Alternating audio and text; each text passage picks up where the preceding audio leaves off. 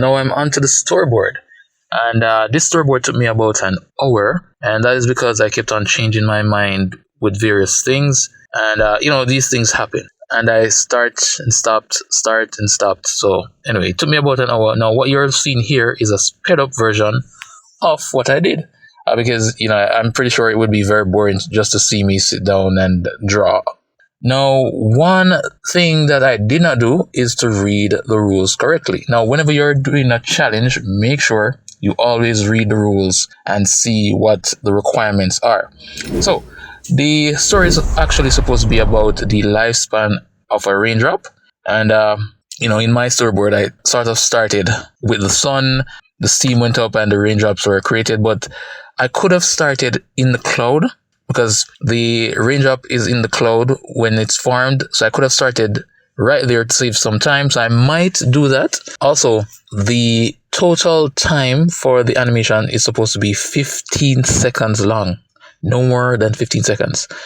So make sure you know how long your animation is supposed to be. So because it's only 15 seconds, I may cut some things or may not. And you will see what I do in the animatic stage, because I'll have to do that to work out my timing. And if you don't know what animatic is, the animatic is basically, in short, a moving storyboard. And you do that to work out your timing. And if you have voiceovers, you could put it in there, etc., etc. I won't go into details now.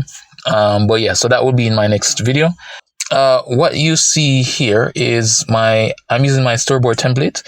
I created this a while back, and it's based on another storyboard template that I saw or used to use. As well as you could just look at this and copy it exactly as it is right here. The storyboard, let me just explain each of these areas here. So we have the title or the name, right? That's where you put the name. We have scene, and we also have panel. Now the scene, right? Whichever scene that you're on, you'd add a number. So for example, if the scene does not change, you'd have scene 1. And if you move on to another panel, so we're in panel 1, if we move on to panel 2, right? And you're still in scene 1, you'd write scene 1, and then you write panel 2 because we're in panel 2. Now, if the scene changes, of course, you would change that to scene 2 or scene 3. And that would be, if it's a new scene, so let's say, for example, scene 2, then the panel will be panel 1. At least that's how I choose to do it.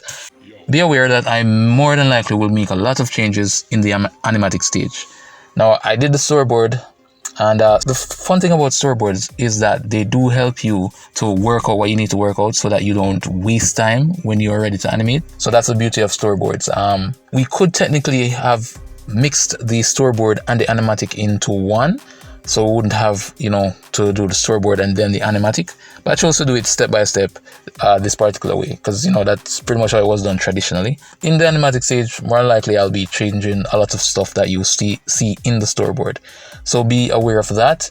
And yeah, you can constantly change all the way up till you reach the animation stage. That's where you don't want to make any changes whatsoever. Okay, once you reach animation stage, make sure that everything is already planned out, and that will help you to save a lot of time and a lot of money, especially if you're working in a studio. So yeah, that's it. Just enjoy the rest of the video. I think it's only 5 minutes, so I will see you in the animatic stage.